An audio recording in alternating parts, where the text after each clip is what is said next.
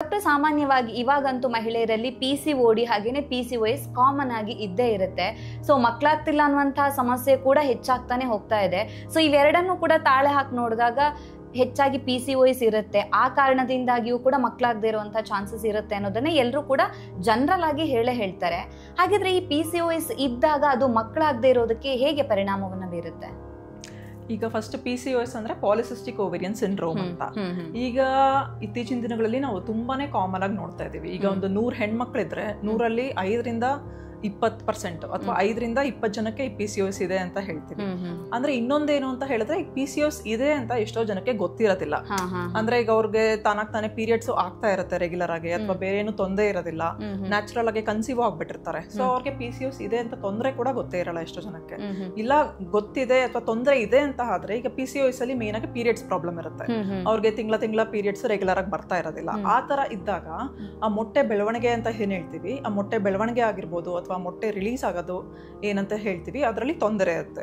So ಆ ತರ ಮೊಟ್ಟೆ ಯಾವಾಗ ರಿಲೀಸ್ ಆಗೋದಿಲ್ಲ ಅವ್ರಿಗೆ ಕನ್ಸೀವ್ ಆಗ್ತಾ ಇರೋದಿಲ್ಲ. ಸೊ ಅದೇ ತರನೇ ಈಗ ಪೀರಿಯಡ್ಸ್ 2 ತಿಂಗಳಾದ್ರೂ ಪೀರಿಯಡ್ಸ್ ಬರ್ತಿರಲ್ಲ, ಪೀರಿಯಡ್ಸ್ 3 ತಿಂಗಳಾದ್ರೂ ಬರ್ತಾ ಇರಲ್ಲ. ಈ ತರ ಮೊಟ್ಟೆ ಬೆಳವಣಿಗೆ ಮೊಟ್ಟೆ ರಿಲೀಸ್ ತೊಂದರೆ ಇರೋದ್ರಿಂದ ಅವ್ರಿಗೆ ಕನ್ಸೀವ್ ಆಗೋದ್ರಲ್ಲಿ ತೊಂದರೆ ಕಾಣಿಸ್ತಾ ಇರುತ್ತೆ. ಹಾಗಾದ್ರೆ ಪೀರಿಯಡ್ಸ್ ರೆಗ್ಯುಲರ್ ಆಗಿ ಆಗ್ತಾ ಇದ್ರು ಕೂಡ ಅವರಿಗೆ PCOS ಪ್ರಾಬ್ಲಮ್ ಇರಬಹುದಾ? ಇರಬಹುದು. ಸೊ ಇರೋಂತ ಚಾನ್ಸಸ್ ಇರುತ್ತೆ. ಸಿಂಪ್ಟಮ್ ಹಂಗಾದ್ರೆ ಹೆಂಗಿರುತ್ತೆ ಡಾಕ್ಟರ್? ಅದೇ ಈಗ ಕಾಮನ್ ಆಗಿ ಫಸ್ಟ್ ಅಂಡ್ ಫಾರ್ಮೋಸ್ಟ್ ಸಿಂಪ್ಟಮ್ ನಾವು ಇದೇ ಹೇಳ್ತೀವಿ, ಇರ್ರೆಗ್ಯುಲರ್ ಸೈಕಲ್ಸ್ ಅಂತಾನೆ ಹೇಳ್ತೀವಿ. ಒಬ್ಬರಿಗೆ ಈಗ 2 ಮಂತ್ಸ್ 3 ಮಂತ್ಸ್ ಆದ್ರೂ ಆಗಲ್ಲ, ಒಬ್ಬೊಬ್ಬರಿಗೆ ಬರೀ ಟ್ಯಾಬ್ಲೆಟ್ಸ್ ತಗೊಂಡ್ರೆ ಮಾತ್ರನೇ ಪೀರಿಯಡ್ಸ್ ಆಗುತ್ತೆ. ಇಲ್ಲ ಅಂತ ಹೇಳಿದ್ರೆ ಒಬ್ಬೊಬ್ಬರಿಗೆ ಮಧ್ಯ ಸ್ಪಾಟಿಂಗ್ ಆ ತರ ಕಾಣಿಸ್ಕೊಳ್ತಾ ಇರುತ್ತೆ. ನೆಕ್ಸ್ಟ್ ಆಗಿ ಸೆಕೆಂಡ್ ಸಿಂಪ್ಟಮ್ ಅಂತ ಹೇಳಿದ್ರೆ ಯೂಶ್ಲಿ ಹೆಣ್ಮಕ್ಳಲ್ಲಿ ಒಂದ್ ಸ್ವಲ್ಪ ಹಾರ್ಮೋನ್ ಲೆವೆಲ್ಸ್, ಮೇಲ್ ಹಾರ್ಮೋನ್ ಲೆವೆಲ್ಸ್ ಇರುತ್ತೆ.